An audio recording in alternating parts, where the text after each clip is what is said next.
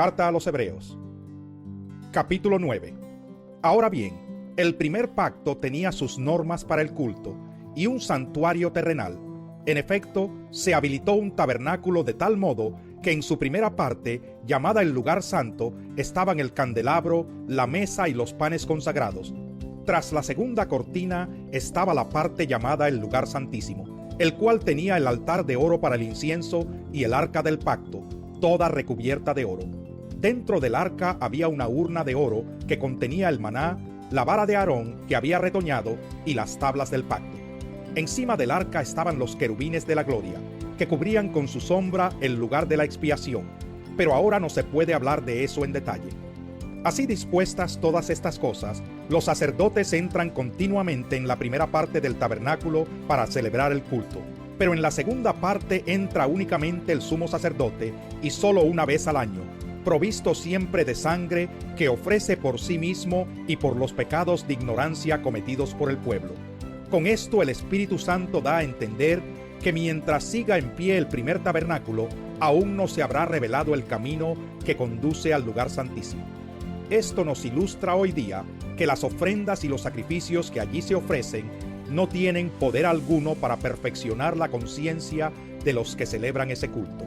No se trata más que de reglas externas relacionadas con alimentos, bebidas y diversas ceremonias de purificación, válidas solo hasta el tiempo señalado para reformarlo todo.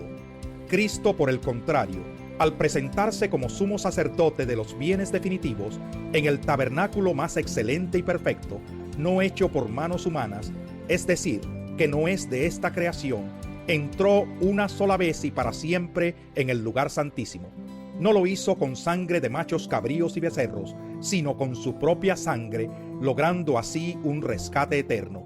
La sangre de machos cabríos y de toros y las cenizas de una novilla, rociadas sobre personas impuras, las santifican de modo que quedan limpias por fuera. Si esto es así, cuánto más la sangre de Cristo, quien por medio del Espíritu Eterno se ofreció sin mancha a Dios, purificará nuestra conciencia de las obras que conducen a la muerte, a fin de que sirvamos al Dios viviente. Por eso Cristo es mediador de un nuevo pacto, para que los llamados reciban la herencia eterna prometida, ahora que Él ha muerto para liberarnos de los pecados cometidos bajo el primer pacto. En el caso de un testamento, es necesario constatar la muerte del testador, pues un testamento solo adquiere validez cuando el testador muere y no entra en vigor mientras vive. De ahí que ni siquiera el primer pacto se haya establecido sin sangre.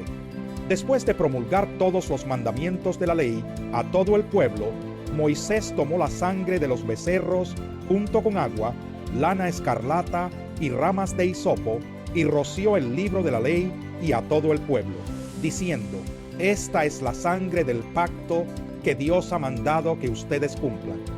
De la misma manera, roció con la sangre el tabernáculo y todos los objetos que se usaban en el culto. De hecho, la ley exige que casi todo sea purificado con sangre, pues sin derramamiento de sangre no hay perdón.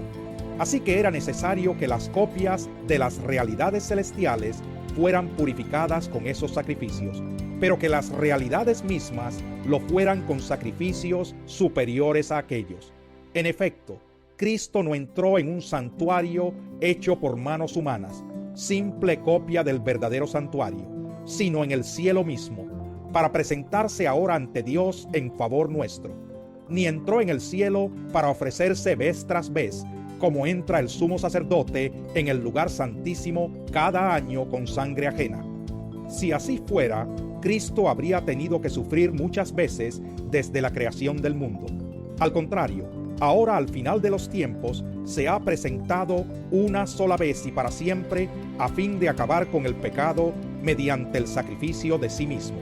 Y así como está establecido que los seres humanos mueran una sola vez y después venga el juicio, también Cristo fue ofrecido en sacrificio una sola vez para quitar los pecados de muchos, y aparecerá por segunda vez, ya no para cargar con pecado alguno, sino para traer salvación a quienes lo esperan.